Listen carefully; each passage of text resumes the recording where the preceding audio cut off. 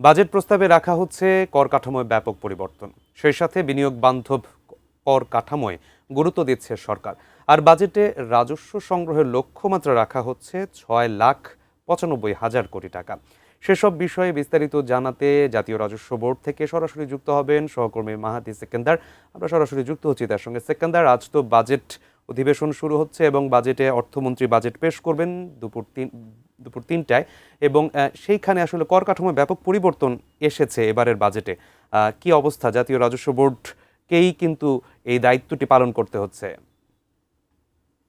আমি আছি জাতীয় রাজস্ব বোর্ড এনবিআর, এবং এখানে সকাল থেকে কর্মকর্তা কর্মচারীরা তারা আসছেন। আসলে এখানে আজ তেমন ব্যস্ততা নেই, কারণ বাজেট প্রণয়নের সাথে যারা জড়িত ছিলেন তারা দীর্ঘদিন ধরেই আসলে এটি নিয়ে কাজ করেছেন, তাদের ব্যস্ততা ছিল এবং গোপনীয়তার সাথে তারা এই কাজটিতে করে আজ অর্থমন্ত্রী যে বাজেট প্রস্তাবটি সংসদে উপস্থাপন করবেন বা পেশ করবেন, সেটির মূল যে কাজ সেটি এই এনবিআর থেকেই হয়েছে। এবং বাজেট সংশ্লিষ্ট যারা ছিলেন তারা এই বাস্তবতা, অর্থাৎ মূল্যস্ফীতির যে চাপ এবং একই সাথে রাজস্ব সংগ্রহের যে চাপ সেটিও রয়েছে, আর সেই সাথে বিনিয়োগ বান্ধব যে বাংলাদেশে যেহেতু বিনিয়োগ হচ্ছে না দীর্ঘদিন ধরে, বৈদেশিক বিনিয়োগ আকর্ষণের জন্য যে সুযোগ সুবিধা, সেসব বিষয়ও বিবেচনা করেই এই যে বাজেট সেখানে গুরুত্ব পেয়েছে। এখানে কর কাঠামোর যে বিষয়টি আছে সেখানে আসলে উৎসে কর, 60টি নিত্য পণ্যের উপর উৎসে কর যে রয়েছে সেটি তুলে নেওয়ার যে প্রস্তাবনা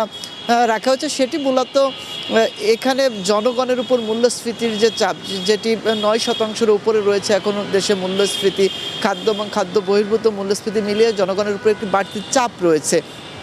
সেই চাপ থেকে আসলে যাতে স্বস্তি পায় জনগণ, সে জায়গায় চাল, ডাল, ভোজ্য তেল আমদানিতে উৎসে যে কর রয়েছে সেটিকে রেয়াতের যে বিষয়টি সরকার গুরুত্ব দিচ্ছে কর কাঠামো, এবং প্রস্তাবে সেটি থাকতে পারে। একই সাথে বিনিয়োগের জন্য পরিবেশ নিশ্চিত করার জন্য যন্ত্রাংশ সহ অন্যান্য যে শিল্প বান্ধব পরিবেশের ক্ষেত্রে যে সম্পর্কিত বিষয় রয়েছে, সৌর বিদ্যুতের ক্ষেত্রে যে সকল সোলার প্ল্যান্ট এবং এর যন্ত্রাংশ সহ অন্যান্য যে বিষয় রয়েছে, এগুলো আমদানির ক্ষেত্রেও সরকার কর কাঠামোয় ব্যাপক ছাড় রেখেছেন। এবং বিশেষ করে আমরা দেখেছি ইরানের সাথে যুক্তরাষ্ট্র ইসরায়েলের যে যুদ্ধ, তারপর কিন্তু এখানে তেলের যে সংকট বাংলাদেশে সেটি চোখে পড়ে। একই সাথে পাওয়ার প্ল্যান্ট যেগুলো রয়েছে, তেল ভিত্তিক বিদ্যুৎ কেন্দ্র, সেটিও উৎপাদনে ব্যাহত হওয়ার কারণে লোডশেডিংয়ের যে বিষয়টি রয়েছে সেটিও দেখা গেছে, এবং গাড়ির দীর্ঘ লাইন আমরা দেখেছি পেট্রোল পাম্পগুলোতে।